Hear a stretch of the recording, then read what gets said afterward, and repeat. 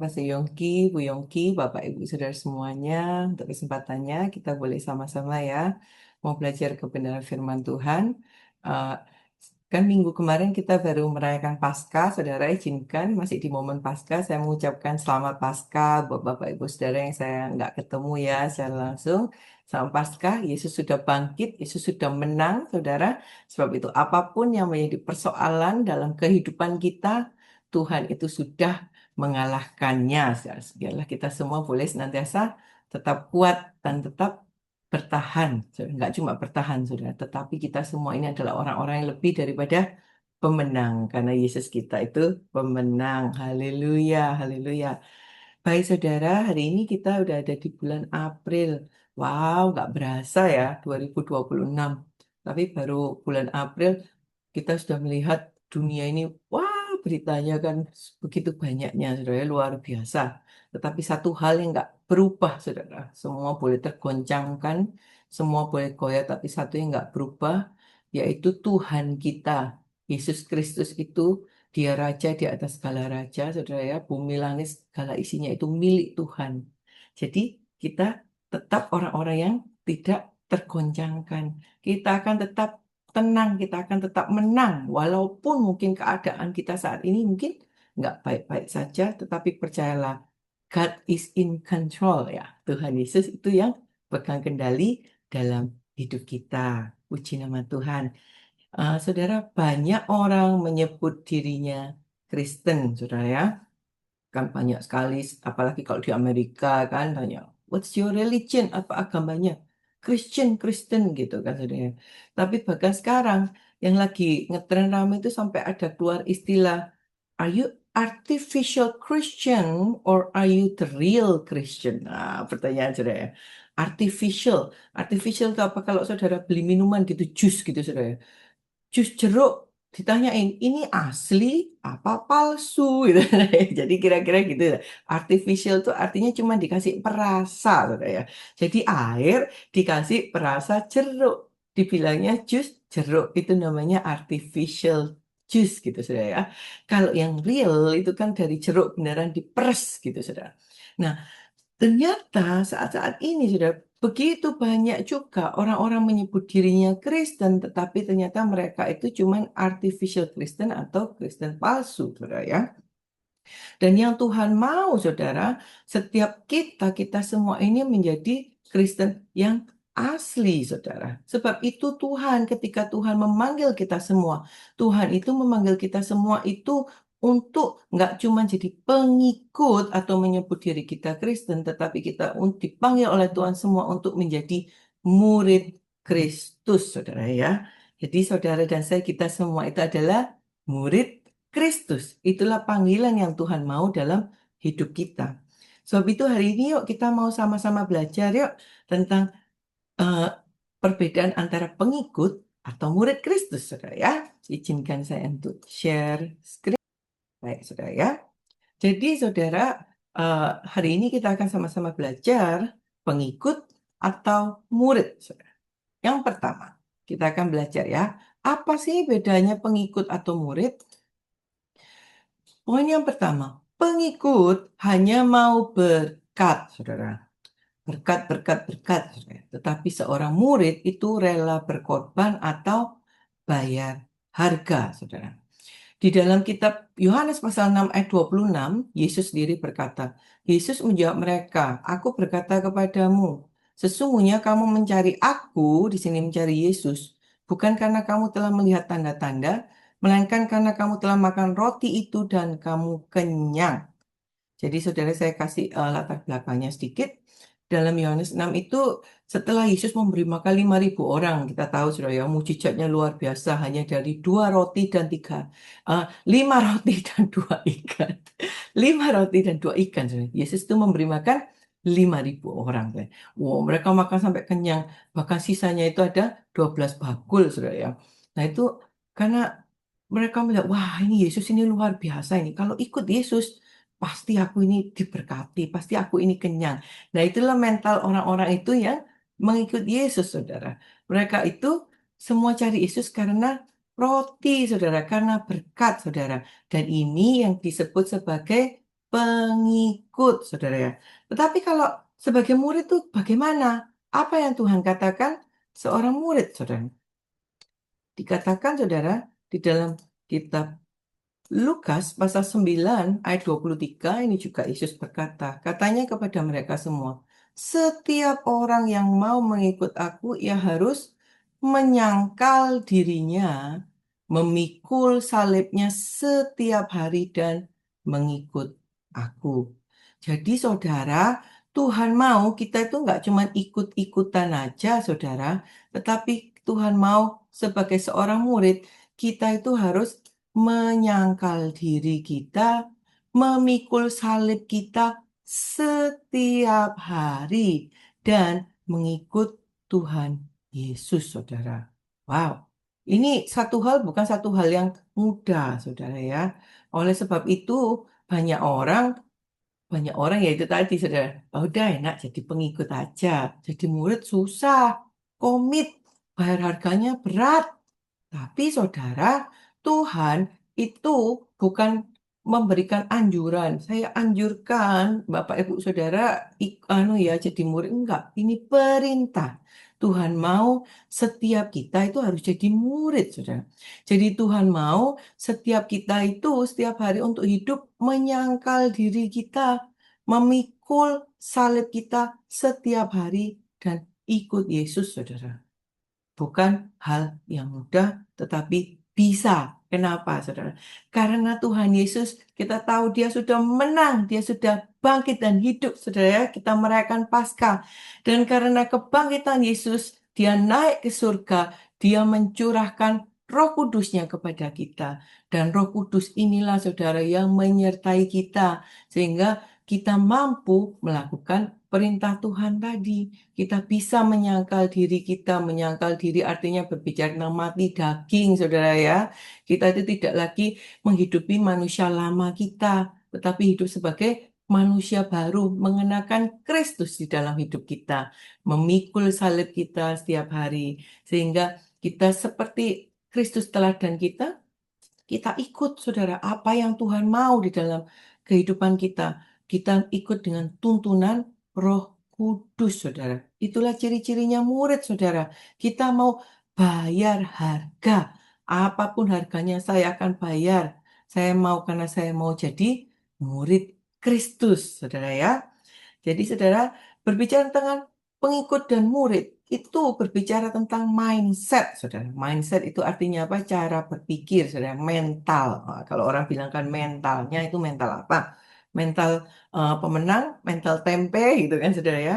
Pengikut mindset, itu pikirannya itu selalu apa yang bisa aku dapatkan dari Yesus. Yesus bisa kasih aku apa? Berkat apa Yesus yang bisa kasih buat saya? Yesus tolong saya enggak? Nah itu pengikut mindset, saudara ya. Kalau Yesus bisa kasih, aku mau. Kalau Yesus sembuhkan aku mau ikut dia. Tapi kalau enggak, enggak, no way gitu. Nah itu enggak bagus, saudara ya. Tuhan enggak mau. Tuhan mau kita punya murid mindset. Apa yang aku bisa berikan untuk Yesus, saudara ya? Apa yang bisa aku berikan untuk Yesus? Jadi, fokus kita bukan kepada mi diriku apa, Yesus kamu bisa kasih aku apa? Kalau aku ikut Yesus keuntungannya apa? Kan banyak banget, saudara ya, orang-orang, misalnya kalau kayak kita, BMC New York, ada di New York. Orang ke gereja kan banyak banget, motivasinya kan banyak mau kawin, mungkin saudara ya, mau kawin butuh didoakan. Tapi setelah kawin, loh kok hilang gitu kan? Nah berarti itu, ya itu tadi saudara mental pengikut saudara. Keuntungannya sudah dapat, dia sudah dapat yang dibutuhkan, dan dia pergi saudara. Atau mungkin, waduh di New York ini susah, butuh kerjaan. Wah kalau di gereja, biasanya New York orangnya baik-baik, bisa dibantu dapat kerjaan gitu. Jadi mindsetnya semua adalah cari keuntungan, saudara. Bukan cari Tuhan Yesus. Tuhan Yesus mau, yuk kita periksa hati kita. Apakah saat ini saya ini masih punya mental sebagai pengikut atau mental sebagai seorang murid? Kalau kita sadar, wah mungkin Dalam perjalanan kita, Saudara ya, sebagai manusia motivasi itu bisa berubah, pemikiran salah. Tuhan itu baik, Saudara. Tuhan memberikan kesempatan hari ini untuk kita sadar dan kita minta ampun. Yuk kita sama-sama bertobat berbalik. Tuhan, ampuni saya dulu mungkin salah motivasinya. Sekarang saya mau punya mindset pemikiran yang benar bahwa aku mau jadi murid Kristus, aku mau memberikan yang terbaik. Apa yang bisa aku berikan untuk Tuhan Yesus? Puji nama Tuhan. Jadi itu yang pertama, Saudara ya, ciri-ciri seorang murid Kristus tadi, Saudara ya, mau berkorban, bayar harga untuk mengikut Yesus. Yang kedua, Saudara ya, berbicara tentang pengikut dan murid. Yang kedua, pengikut dekat secara fisik, murid dekat secara hati, Saudara ya. Jadi kalau yang pertama tadi kan kalau murid cari apa yang Tuhan bisa berikan buat mereka, Saudara ya, apa yang berkat bisa didapatkan, tapi kalau murid itu berkorban, bayar harga. Kalau pengikut cuma cari keuntungan, Saudara ya. Yang kedua, pengikut itu dekat secara fisik, tetapi kalau murid dekat secara hati. Dalam Matius pasal 15 ayat 18, sekali lagi ini Tuhan Yesus berkata, bangsa ini memuliakan aku dengan bibirnya, padahal hatinya jauh daripadaku. Nah, Saudara, eh, poin kedua ini juga sangat penting, Saudara ya. Jadi pengikut tuh dekat secara fisik berbicara tentang apa? Mungkin banyak orang itu datang ke gereja tiap minggu, Saudara. Mereka datang ya, memang datang, Saudara, rajin datang. Tetapi dari dahulu, sekarang, dan selama-lamanya tidak ada perubahan dalam hidupnya, Saudara. Dan mereka juga walaupun mereka datang secara fisik, tapi hatinya itu nggak sama Tuhan gitu. Datang itu kayak cuman absen gitu kan. Berapa banyak saya biasa kalau orang-orang kerja apa pokoknya yang penting datang absen gitu kan, kelihatan nongol, sungkan sama Pak Yongki, dibantuin ini itu. Jadi nggak kalau nggak datang nggak enak gitu kan. Atau ya kayak tadi kan, kalau nggak datang gua kan nggak ada nggak ada info-info untuk kerjaan nanti apa. Nah jadi sekali lagi saudara, pemikirannya saudara memang datang hadir, tetapi hatinya tidak pada Tuhan, saudara. Itu bahaya sekali, saudara ya. Karena apa? Karena Tuhan itu nggak cari pengikut, saudara. Orang yang pengikut, sorry to say, itu bukanlah orang-orang yang diselamatkan, saudara. Mereka itu belum menerima keselamatan, belum mengalami lahir baru, saudara. Sebab setiap orang yang lahir baru mengenakan Kristus, nggak mungkin mereka itu bersikap seperti itu, punya pemikiran seperti itu. Orang yang sudah lahir baru di dalam Kristus, itu hatinya pasti berapi-api dan mengasihi Tuhan. Mereka mau kenal Tuhan lebih lagi, lebih mendalam lagi. Dikatakan sudah ya dalam kitab Markus pasal 12 ayat yang ke-30.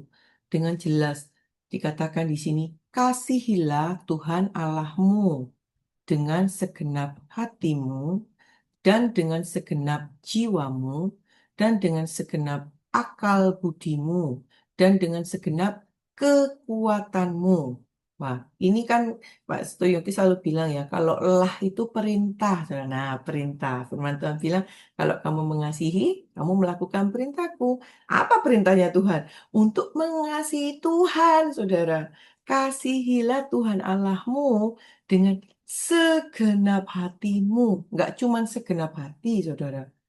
Tapi juga segenap jiwamu, segenap akal budimu, segenap pikiran kita, dan dengan segenap kekuatanmu, dengan segenap kekuatan kita. Wow, ini berarti apa, saudara? Tuhan itu mau totalitas, saudara ya. 100% kita itu mengasihi Tuhan. Jadi kalau totalitas itu kita akan dapat berkata, Tuhan, kalau saya hidup, hidup saya ini untuk Tuhan, untuk kemuliaan nama Tuhan, pakai untuk kebesaran nama Tuhan. Bukan lagi kita berbicara tentang tujuan pribadi, Tuhan saya maunya begini, Tuhan mau gini, jadi saya sudah ke gereja loh Tuhan ya, saya sudah perpuluhan loh Tuhan ya, saya sudah melayani dengan luar biasa. Ayo sekarang waktunya bayar anu ganti gitu. Itu kan berbicara tentang transaksional, saudara ya. Kalau orang itu kata-katanya transaksional itu kayak bisnis jual beli barang gitu, saudara. Saya kasih jasa, Anda bayar uang seperti itu. Tapi Tuhan mau hubungan kita, saudara, sebagai seorang murid itu bukan hubungan transaksional yang saya melakukan ini, maka Tuhan akan melakukan itu. Enggak, saudara. Kita harus sadar, saudara, Tuhan itu sudah bayar semuanya lunas di atas kayu salib. Dan nggak cuma di atas kayu salib sampai saat ini, saudara. Kalau kita semua ini hidup dalam keadaan baik, sehat dan kuat. Bukankah itu semua karena kasih dan anugerah Tuhan saja, saudara ya.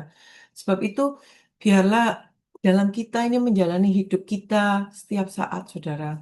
Biarlah pikiran kita, mindset kita, hati kita selalu, Tuhan, aku mengasihi Engkau. Karena aku mau mengasihi Engkau, maka aku mau memberikan hidupmu untuk Engkau. Aku mau menjadi murid Kristus yang sejati, saudara ya. Jadi, saudara, eh, kalau saya share screen, kalau mindset yang kedua, pengikut tadi saudara kalau dekat secara fisik, mungkin asal rajin ke gereja tiap minggu saudara. Tapi datangnya nggak asal aja, yang penting datang gitu kan saudara. Tetapi kalau murid mindset, itu rajin saat teduh, rajin baca firman, rajin berdoa setiap hari. Karena dibilangnya mengasihi Tuhan, berarti pengen deket dong sama Tuhan, pengen kenal Tuhan lebih lagi. Jadi nggak cuman absen ke gereja, kalau orang mengasihi Tuhan, saudara, nggak usah disuruh pasti rajin ke gereja, saudara ya. Pasti suka ke gereja.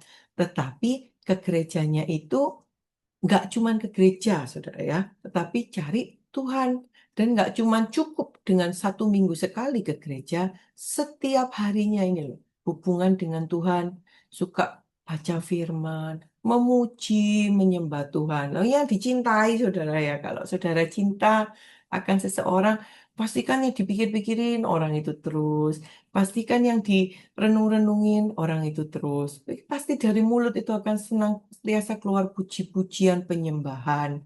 Dan juga pasti pengen dong baca baca firman-Nya, pengen kenal, aduh Tuhan, apa yang Tuhan mau dalam hidup kita. Biarlah saudara ya, sekali lagi ini mengingatkan kita, mungkin saat-saat ini sibuk banget kan kita dalam kehidupan, saudara ya, mungkin dalam pelayanan juga mungkin, wah begitu sibuk, banyak acara ini itu.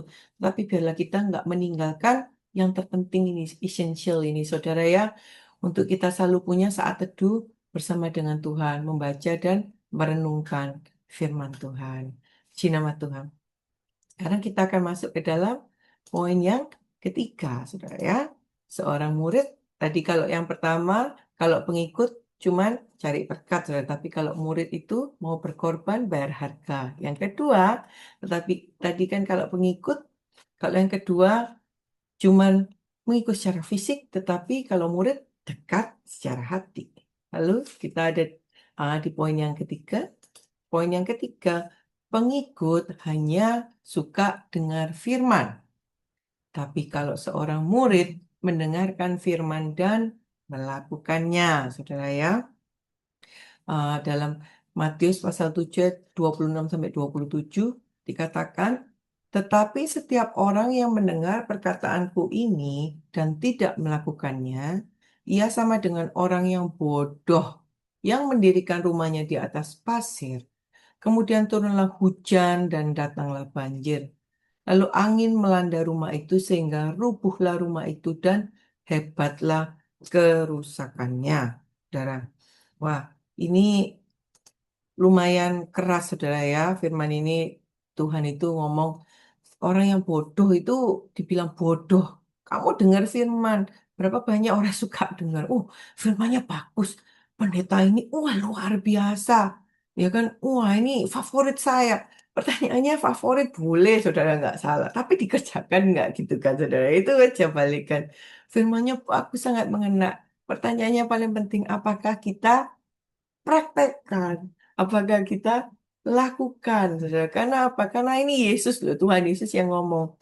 Kalau kamu dengar firman aja makan tapi tidak dilakukan, Tuhan bilang kamu orang yang bodoh. Nah, kita semua saya percaya saudara dan saya, biasanya adalah orang-orang yang bijaksana. Kita bukan orang bodoh. Berarti kalau kita dengar firman, kita akan lakukan, saudara. Karena apa tadi dikatakan? Kalau kita melakukan, kalau nanti datang banjir, datang masalah, kita nggak akan tergoyahkan, saudara ya. Kan di firman Tuhan dikatakan tadi ya, kalau di Matius pasal 7 ayat 24 sampai 25, kita balik beberapa ayat sebelumnya, saudara ya.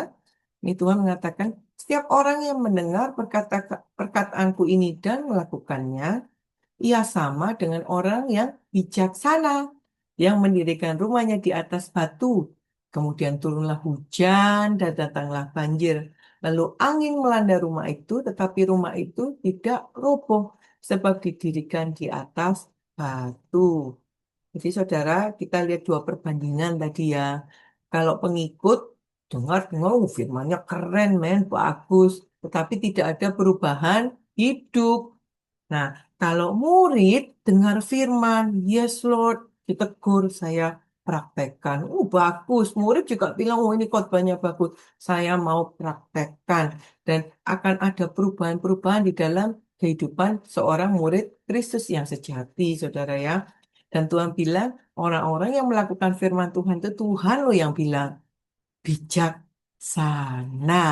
Wah, luar biasa, saudara ya. Saya percaya kita semua itu pengen dipuji dong sama Tuhan Yesus ya. Tuhan kita bilang, kamu itu anak-anakku, muridku yang bijaksana. Wah, luar biasa, saudara. Jadi kita mau bijaksana, yuk suka rajin, baca firman, dengarkan firman, dan kita praktekkan dalam kehidupan kita setiap hari. Karena apa, saudara? Di dalam kitab Yakobus, firman ayat terakhir untuk hari ini, di Yakobus pasal 1 ayat 22, dikatakan, tetapi hendaklah kamu menjadi pelaku firman dan bukan hanya pendengar saja. Sebab jika tidak demikian, kamu menipu diri sendiri. Wow, wah, nggak enak banget, saudara. Masa bilang menipu diri sendiri, kayaknya tertipu sama orang aja nggak enak, bener nggak saudara? Waduh, saya ditipu, hatinya pasti nggak suka. Tapi ini dengan lebih keras lagi firman Tuhan mengingatkan, kalau kamu cuma dengar dan nggak ngelakuin, kamu itu double tertipu oleh dirimu sendiri, saudara. Wah, jangan sampai. Itu kan dia bilang orang bodoh tadi, saudara ya. Yesus kan bilang bodoh. Jadi jangan sampai kita jadi orang yang menipu diri kita sendiri, saudara. Kalau pengikut mindset taat kalau bisa aja. Wah, dengar kan. Lalu kalau yang ini firmanya ini gampang, wah bolehlah dikerjain gitu. Tapi kalau murid mindset taat walaupun berat, mau bayar harga, saudara ya.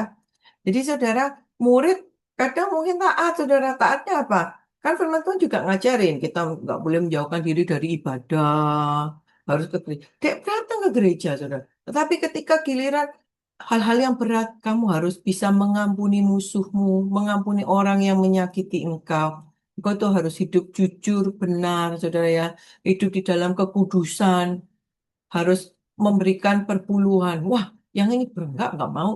Nah, itu seorang pengikut, saudara. Tapi kalau murid, dia akan taat 100%, walaupun berat, bayar harga. Saudara ya. Jadi biarlah firman Tuhan hari ini, saudara ya, mengingatkan kita semua. Tuhan itu mau kita semua jadi murid, saudara. Kenapa? Goalnya nanti kalau kita itu sudah menjadi murid yang baik, kita akan bisa menjadi guru yang baik. Kita akan bisa membawa jiwa-jiwa kepada Tuhan dan memuridkan mereka. Yuk, saat ini kita mau sama-sama belajar lebih lagi menjadi murid Kristus yang sejati ya, yang rendah hati, yang setia. Puji nama Tuhan, saya sudah selesai hari ini. Mari kita sama-sama tundukkan kepala kita berdoa ya. Tuhan Allah Bapa kami dalam surga, hamba-Mu sudah selesai berbicara ya Tuhan. Kiranya ya Allah Roh Kudus, Engkau yang bekerja lebih dan lebih lagi menjamah anak-anak-Mu semua. Tuhan, kami semua yang ada di tempat ini, kami semua adalah orang-orang yang mengasihi Tuhan. Tuhan, ajar kami untuk kami ini semua boleh menjadi murid Kristus yang sejati, yang mau taat, setia dan senantiasa cinta kan Tuhan. Kami semua mau ya Tuhan setiap hari menjalani hari-hari kami itu menyangkal diri, memikul salib kami dan mengikut Engkau. Sehingga kami ini semuanya Engkau dapati menjadi orang-orang yang bijaksana, yang mempermuliakan nama Tuhan. Terima kasih ya Bapak. Doa ini kami akan di dalam nama Tuhan Yesus kami berdoa. Haleluya. Amin.